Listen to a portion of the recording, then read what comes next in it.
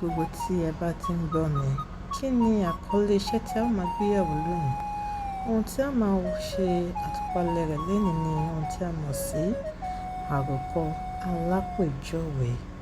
Àròkọ alápèjúwe tí àwọn olóyìnbo ń pè ní descriptive essay. Síwájú kí a tó sọ̀rọ̀ nípa ohun tí àròkọ alápèjúwe jẹ́, a gbọ́dọ̀ kọ́kọ́ mọ ohun tí a mọ̀ sí àròkọ. Àròkọ ni kíkọ èrò ọkàn ẹni lórí ọ̀rọ̀ kan sílẹ̀ fún ẹlòmíràn láti kà.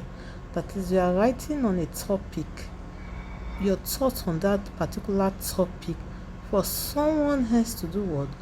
To read. We have different types of àròkọ, oríṣiríṣi àròkọ, which is types of essay writing. We have àròkọ alápèjúwe, or you can also call it àṣàpéjúwe. We have àròkọ alálàyé,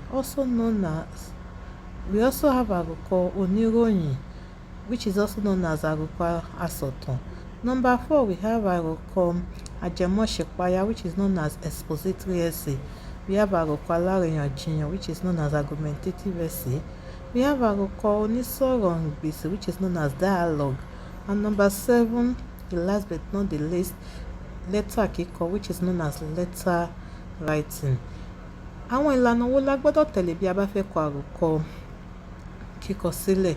Àròkọ tó pegedé, that makes sense, that will fetch you mark, that will make whosoever is reading your essay to be glued to it and wants to find out more about what you are writing, and hence you a lot of mark. That is why we say ìlànà kíkọ àròkọ tó ṣe kíni tó pegedé. Number 1, you have to be what?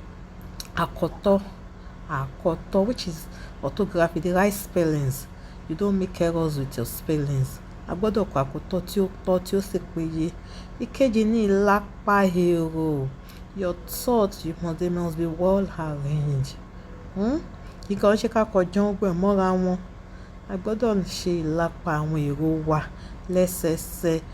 Kókó inú àròkọ náà ṣe pàtàkì. What is the content or the body of our essay? The last but not the least is ìkádìí. There must be conclusion. There must be introduction at the beginning, and it must end with a very charming conclusion. Kí wá la mọ̀ sí àròkọ alápèjúwe? I said it earlier on that it is known as what? Descriptive essay. Descriptive essay. Àròkọ aṣàpéjúwe ni àròkọ tí a fi ń ṣe àpèjúwe bí ènìyàn, ibì kan tàbí nǹkan ṣe rí gan. That is, it is used for description of a person, a place, or a thing.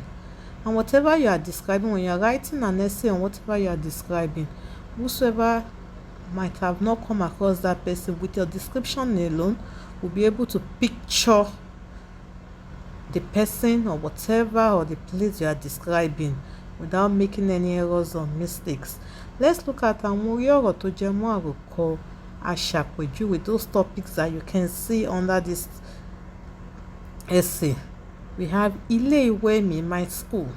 You can write a descriptive essay on ilé ìwé mi, tàbí ohun tí a mọ̀ sí ilé ẹ̀kọ́ mi, ilé ẹ̀kọ́ mi. Bàbá mi, my father. Ìlú mi, ọjà ìlú mi. Oúnjẹ tí mo fẹ́ràn jù, ilé ìsìn wa, àti bẹ́ẹ̀ bẹ́ẹ̀ lọ. I want to believe we've learned one or two from this topic known as what? Àròkọ alápèjúwe, or you can also refer to it as àròkọ aṣàpéjúwe, which is used to what? To describe a person, a place, or a thing exactly the way it is. Ó dàbọ̀, láyọ̀ la ó pàdé o.